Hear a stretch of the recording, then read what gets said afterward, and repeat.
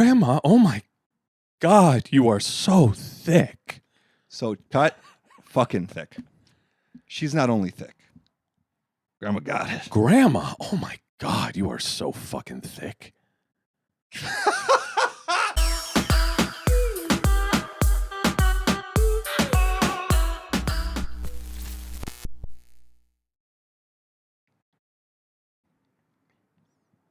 So, welcome to Grandma Naked Studio.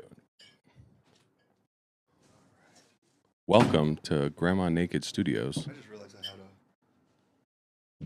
Did you talk to the mic while I wasn't here? Because I love when people do that. I tried to give an introduction to Grandma Naked Studios, and I couldn't say naked. You couldn't say naked? I was like, but it was like right before you like came back in. I was like, Grandma Naked Studio, and like, so you'll see it. You'll see it. Oh, fair. But Yeah, I was fine. thinking again the other day, like, why Grandma Naked? And I'm like, Grandma Naked is just a phrase that's in my brain. Like, I don't know if you have a dumb phrase that you sometimes will re-sing songs and then layer this thing into a hook of a song or something. I don't know. It's like... And it's always Grandma Naked. That's your like fallback for your It's like, freestyles. don't believe me, just watch. Like, I'll be like, Grandma Naked with socks, like anything. It's like any song, Grandma Naked became the thing that I looped into the hook just to be silly. It's funny. And it was totally something I got from Josh, which is like one of my oldest friends. And you do kind of like always like lay in a grandma something. I don't know what it is. I don't know what it is. And I also, Hit me with the idea of a Grandma Naked is also hilarious. Some beer? And water. Oh, sure. And the idea of like a Grandma Naked with like No really, IPAs for me. really low hanging titties is funny to me. You know? Maybe you don't know. But I remember walking in on my grandma. No, it is naked when I was a funny. Like kid. an old lady in a muumuu with like really saggy titties is funny. But like buttons open. And like rollers in her hair. And then one of those moves like swinging. Yeah, it's funny. One of those It's moves. not sexy. The only thing No, it ain't. I remember walking in on my grandma naked as a kid and then thinking like, I get life. I understand life. I understand why I don't appreciate the moment I'm in now, and I'm a kid, and I don't even have. Oh, you got to deduce that as a young child. I seeing walked that? in on my grandma naked, and I'm like, I understand gravity. I understand youth and old. Like, because remember, Wow. I remember being a kid. And That's an advanced thing and your parents to would tell you like, deduce. you'll never remember how much you'll never appreciate how tight your skin is, how fast you can run, and you don't get tired, or how you're gonna like remember it, and you're gonna. Oh, so that was like brought to you as a child. They Like, you heard always that a would lot. say that kind of You stuff heard to that. me. Okay. And then I remember, and I can still remember the like, shut up. You're Yeah, just trying to teach me something. or I'm you're just never trying to gonna a be parent. like you. Stop trying to be a parent. I'm like, never gonna be like you. like, You always thinking like you that's get how it. I thought. Thinking you get it. You're like, I'm living in this moment. I was like, I'm not gonna look like you. Sorry, I'm not gonna look like you. Dude, I remember how much I didn't respect time, or Oh, didn't yeah. respect, being young and having time on my side. I remember all that, and then I remember how much that feeling changed.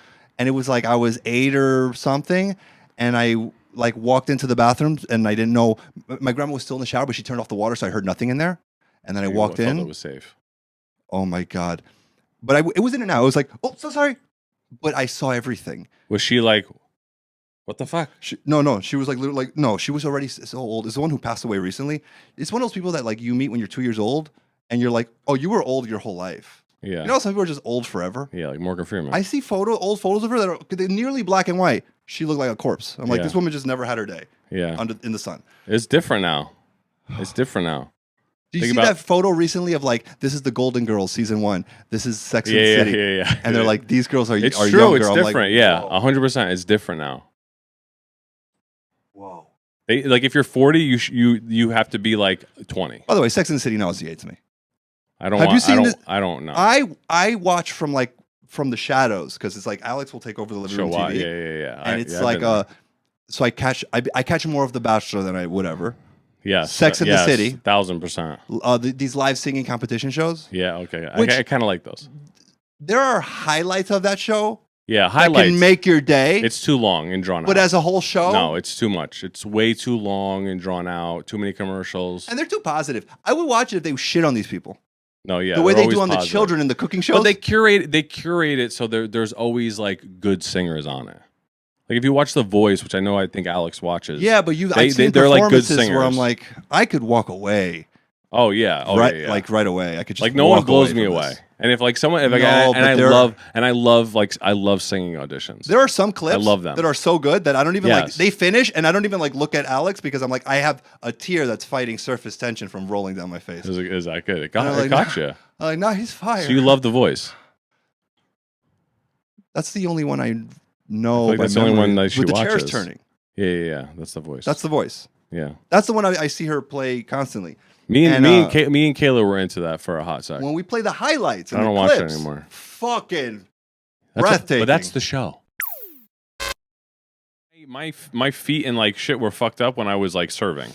Like that's when like my shit was fucked up. Working restaurants. I was because I was where in downtown Everson Royce is concrete. Why are we so well designed for peasantry? I'm not. I feel like I'm not. I'm a good peasant. I mean, you're a great Like host. that'd be the best slave. You're a great host. Period. I know that. That's a But that nice way doesn't to make say you it. that doesn't make you a No, peasant. dude, I'm very like I'm designed for peasantry.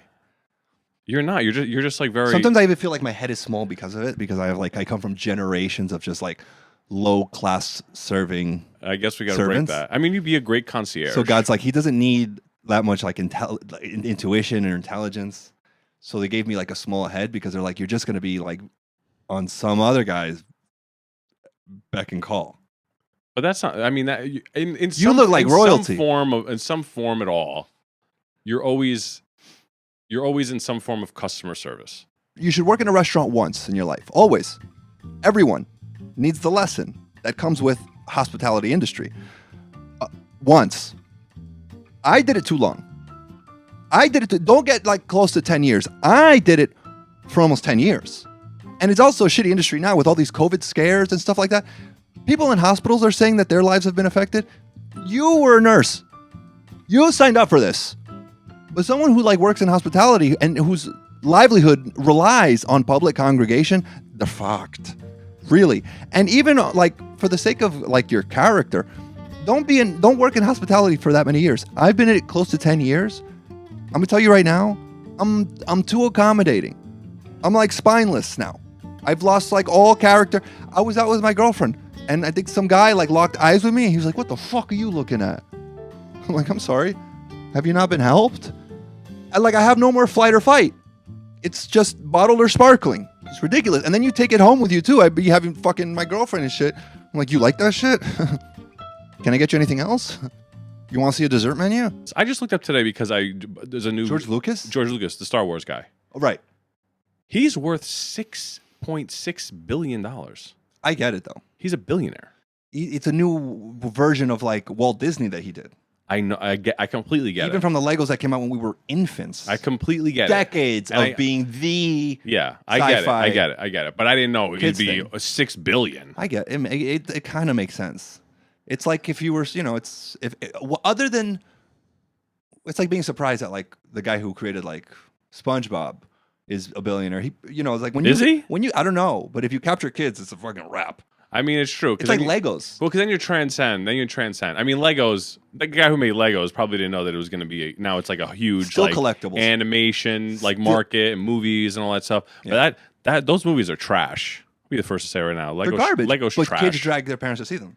But my brother was a great architect of Legos. We all thought he was going to be some like prodigy like architect. Parents are so funny like that. Like I you know. could stack 3 things in a pile, and they're like, "This man is going to be a civil engineer." But it must be weird being a parent because you have to like always kind of like Figure out what their thing. what might they're be. good at and then like exploiting it. Like it's like, but you have to like throw a lot of stuff at them and just like be like oddly like like watching them in the corner to see like what their affinity is for. But immigrants are vain about it, so they make it about your physiological components rather than like what mentally you were drawn to. So like for me, it was like, I got these fucking mittens, and they'd be like, "He's gonna play piano. Philly's gonna play piano." They're And gonna I'm say like, baseball. "That's sure." That's But it's like maybe the look at racist answer. they don't look at behavioral like cues.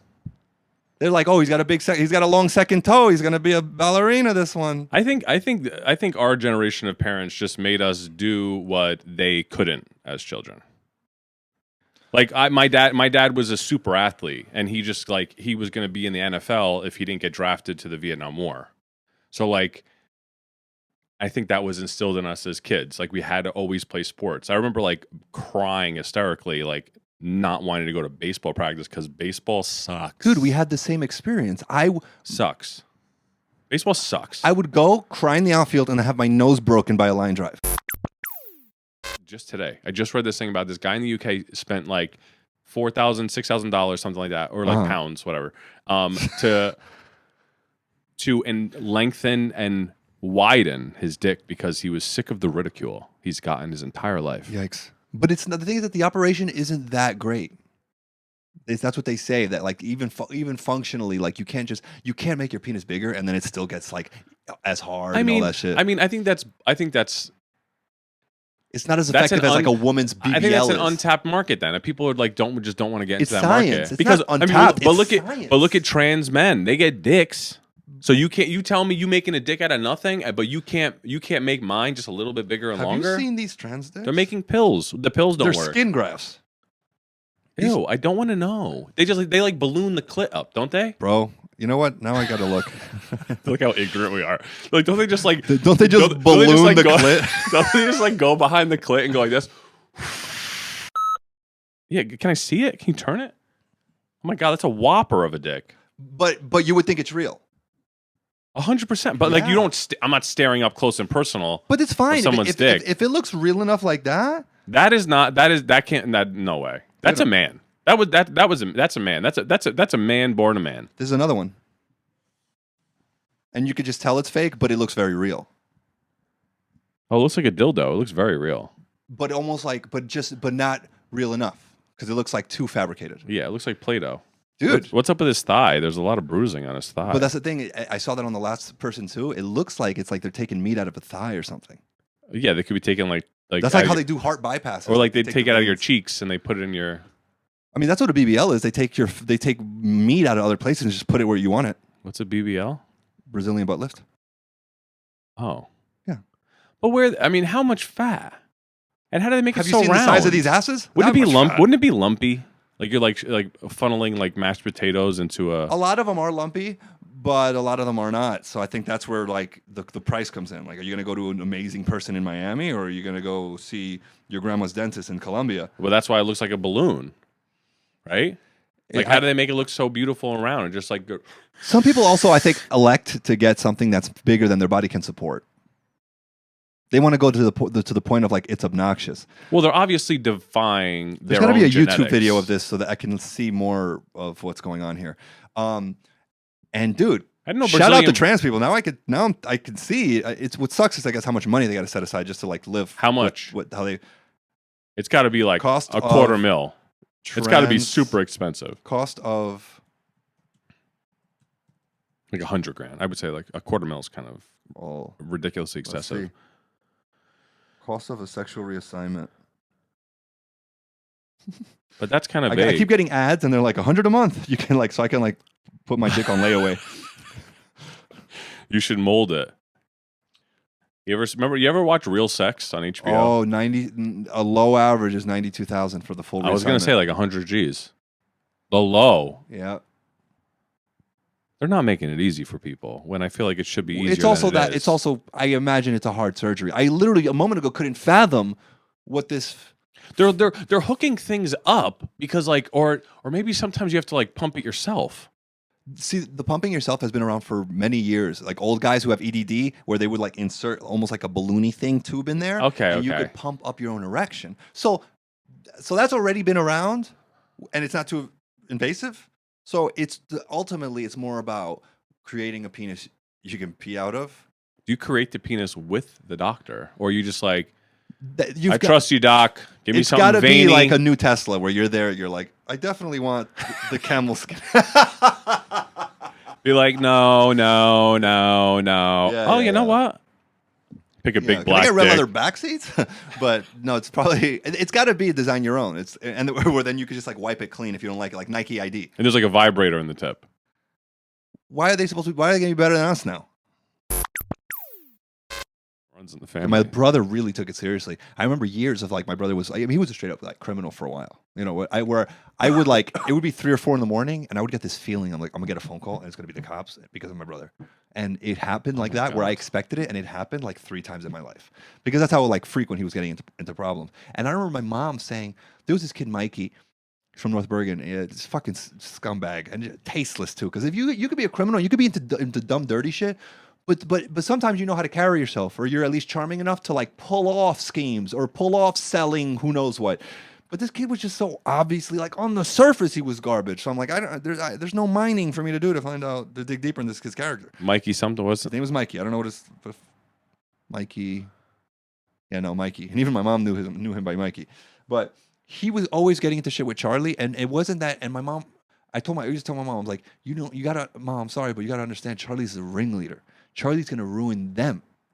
Oh yes, you had to let her know. Be like, it's not the kids. Charlie was going to college for a while, and he started a group called CCA, like a gang. Both started Not a gang really. called CCA. They would go cut class together and then surf the parking lots, reaching at car doors until something popped open, and then just rob it clean. Good thing I didn't go to at the same time Charlie did. I mean, you're years older, but Exactly my point. yeah. No, but he's and my mom was thinking like he was lured into these things. I'm like, Charlie named this the Car Checking Academy. Car Checking Academy. That's what CCA was. It was like Car Checking Association or Car Checking Academy. He gave me a free sweatshirt, so big ups to Charlie. No, he's a sweetie, but when he was a kid coming up, See, I was always too nervous to do shit like and that. he was a ringleader. My mom just could not believe it because he just looked so innocent. He's such a sweetie, and like even when you're kicking in front of him, he's so lovable and silly and and all he wants to do is make you laugh. But he would get into shit. He used to have story. One time I heard a story about like he didn't realize he did a dine and dash at a diner that was owned by the Russian mob, and he spent the next 6 hours of his life after he dine and dash running from tinted out black Mercedes SUVs that were searching him and yelling Russian things out the window looking for him. He was in bushes, jumping behind bushes, and this was him just trying to get home from the diner because he didn't have a ride, but he didn't think he was going to get pursued. So they dine and dash, and he thinks, oh, I'm going to my friend's house, I'll go smoke some weed, I'll go to this friend's house, I'll do that, and then I'll end up home. But no, it became such a freakishly scary experience that he had to bail through avenues and through neighborhoods to try to get himself home, which took him like 6 hours since he was escaping like 3 Mercedes SUVs that were tinted out with like full of Russian mobsters. That's a beautiful short story. That's a great little snippet of someone's life there. Yeah, no, Charlie was. Charlie has a crazy story. I mean, I remember when the drugs were involved, and my mom was afraid. My brother was a skinny, frail kid, so in her head, he's like, he's gonna overdose just doing what the other kids do for a taste. He's gonna fucking die. Never think it's your own kid. I wonder what today's children are gonna grow up to be, because parents of today, they're still very much about themselves. You know what I'm saying? And I don't know if I'm speaking on more like the immigrant upbringing, because I know like my parents and the parents of my generation, they were parents to a fault.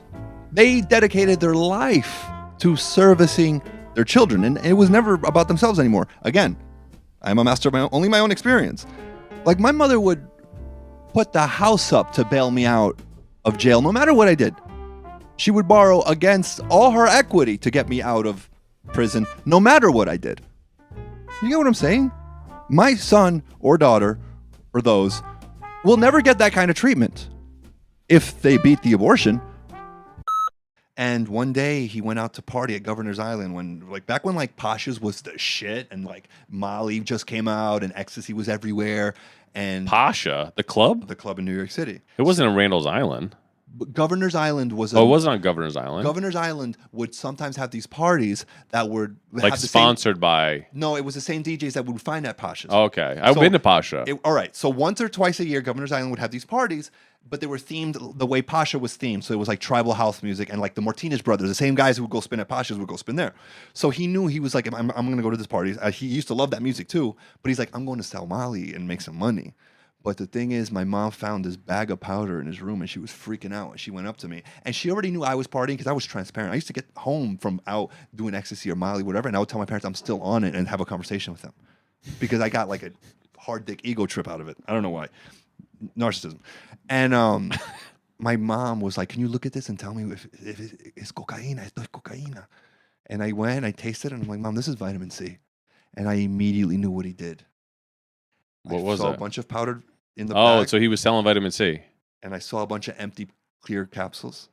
He went to a store, found vitamin C capsules that were sold in a powder inside clear capsules. He's an entrepreneur. And he went home, and I told him. And my mom was already over it, but I explained to her already what he's doing. I'm like, not that what he's doing is right, but he's not doing drugs and he's not poisoning people. This is vitamin C. It's actually the most innocent. You're like, let me check, Ma. I remember tasting it like a Like you're a fucking DA. like a cop in the 50s where they would like just like see something on the wall and they taste it and they'd be like, yep, that's cum or whatever.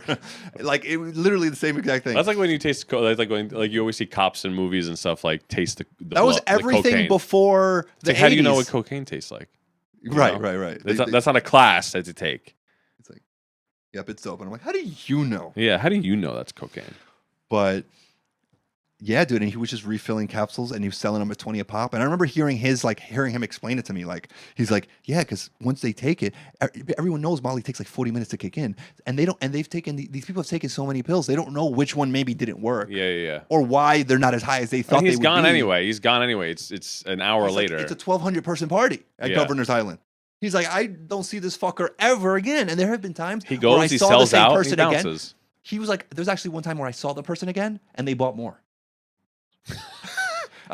It's that placebo effect. And sometimes maybe it's a sugar pill. If you have a glass of water and some vitamin C in the middle of a high, you might feel better. You might feel better in a way that you're like, he's got good stuff. He's like vitamin C. He's getting hit pound. He's like, wow. Yeah, I feel really good. That's so funny. He's like, I feel productive. That's so true, though. He was helping them. He was actually he didn't even hero. Realize it was like those health IV drips. He was saving their life. He did vitamin C drips. There were probably kids on the margins of ODing, and they were just like. He goes, I sold one guy's 5 pills. I saw him doing them all right in front of me. This guy was on high off of fucking vitamin C. He comes back to his friend. He's like, dude, my sinuses are like opened up. He's like, bro, I am the sun. I have like this fascination so many people do about like English people. Like an Anglophile is like someone who's like obsessed with English culture. Royal. Yeah, and that's a part of it. It's just it's almost like the same obsession with wealth. It's just a 100%. Yeah, it's a standard 100%. of living that's so above what you have that it trumps freedoms. Even it trumps civil liberties. Like it's beyond that. Like, but imagine like all that's the why shit. Succession is such a hit because we want a taste of someone like because once you're in the billions of you may as well be royalty. Yeah, and that's the new royalty is billionaires and influencers too because. People were like, it's not that people were saying, but there's like this popular headline I'd see how like Kim Kardashian is more influential than the Queen. 100%. Or any of her minions or whatever the fuck that. 1,000%. You know what I'm saying? Which is crazy because her reach is just ridiculous. I mean, she has like with no hundreds of talent. Millions with of no followers. Actual talent. I know, she's a stylist. She's a fashion person. Who does she style? No, she got famous from styling. I understand that, but she's not even styling, doing their closet. She didn't get famous Paris. for it. It had to be, but she wasn't that styling just put her in the circle. That just like they just gave her that because she was a friend. That put her in the circle to be caught in front of a Katsuya in 2002, so that paparazzi can grab it because that was the only way to do it then. But it was Kris Jenner, right? She's the one who like really did it all. Who plotted? She took like 6 talentless. Yeah. Daughters. But I think even then she didn't know that shit would pop like that. I think even then she didn't know that. Oh, if Kim just gets like caught in these circles. Didn't know. Yeah, she didn't know back then. The Ray J thing but is when what she did saw it. When she saw it, I think then she like knew how to run with the ball. But it was a Ray J thing that did it. 100%. You saw the tape. Yeah. Kim is a master of the moving target, like because her focus changes every week. Remember when it was like prison reform? Remember when Kim and Kanye were focusing on prison reform? The answer was right in front of their eyes. What you needed to do was put body cams on Yeezys. Right? I'm sick of seeing body cam footage from only the police officer's point of view. Because I understand people can be provoked. Ask my father. People can be provoked. Do you get what I'm saying? How do I know this cop is not right behind his own body cam? Like,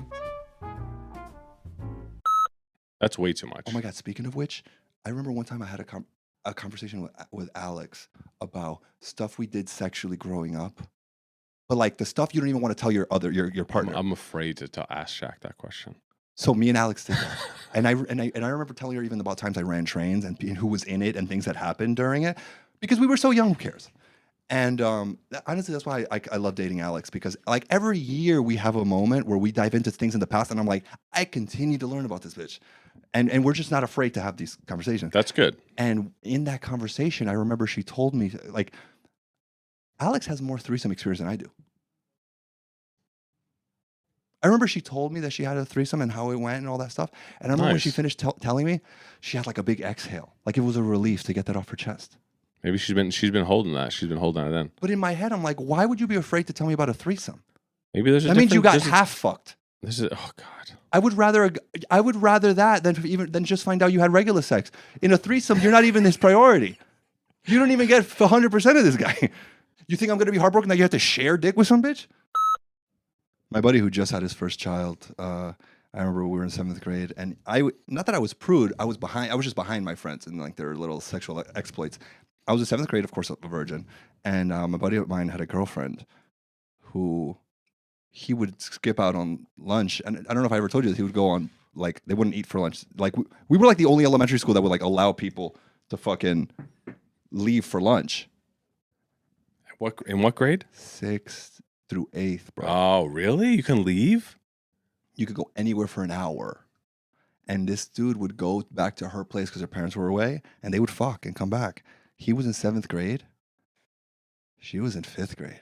I guess it's not that bad. I mean, it's bad. I feel like It's not bad because you're both minors, but she was. But thinking, like thinking 11, about it, bro. when I was in 7th grade, I would look at a 5th grader like she might as well be sucking her thumb. Dude. You know what I'm saying? Like if I was in 7th grade and I'm looking at a 5th grader, I'd be like, look at this baby. Better change your diaper. Dude. And I do these events in LA, and a lot of them are mitzvahs are my bread and butter. I may as well be Jewish. And there's like some planners who like refuse to even use tables with like drapes on them, like this one, because they're like, oh no, because those become like apartments, and these kids just go onto the tables and like give each other head. So they refuse to have these. They're like exposed tables. No one can sneak under them and do shit.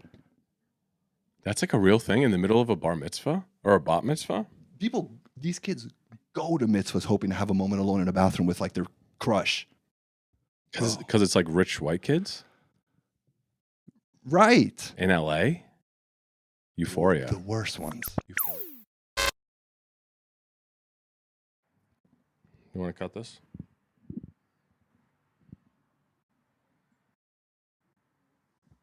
We're done, dude.